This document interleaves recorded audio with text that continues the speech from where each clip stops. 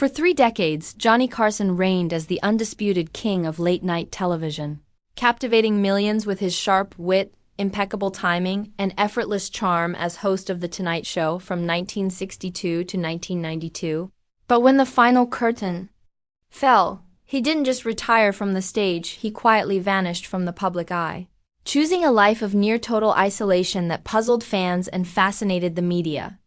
Behind the curtain of his celebrity persona was a man who had always been intensely private, far removed from the gregarious image he projected on screen. And when he said his last goodnight, Carson meant it, turning down guest appearances, public events, and speaking engagements, explaining simply that he had nothing left to prove. Instead, retreating to his Malibu estate overlooking the Pacific Ocean, where he embraced a slower, quieter rhythm, spending his days sailing his cherished yacht, devouring books, jotting down jokes purely for his own amusement, and enjoying the company of a select group of close friends.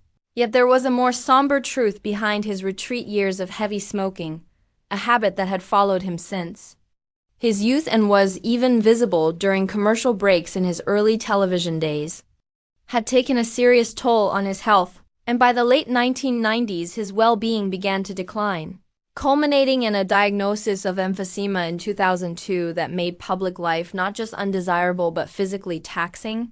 So his absence from the spotlight became as much a necessity as a personal choice. Still, those who knew him best recall that Carson's final years were marked by a quiet contentment.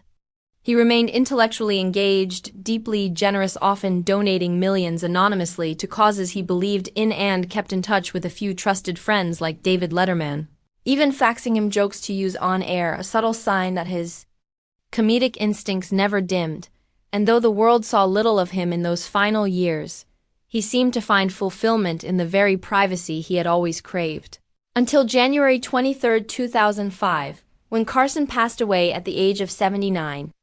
His death a shock to many who had no idea of the extent of his illness, but in a way his exit was perfectly in character. No farewell tour, no drawn-out public goodbye, just a dignified departure from a stage he had already mastered, leaving behind a legacy of laughter that spanned generations. And perhaps in his final act of choosing solitude over applause, Carson imparted one last, understated lesson: that true peace often comes not from the roar of an audience, but from the gentle rhythm of ocean waves outside your window, and the simple freedom to live life entirely on your own terms.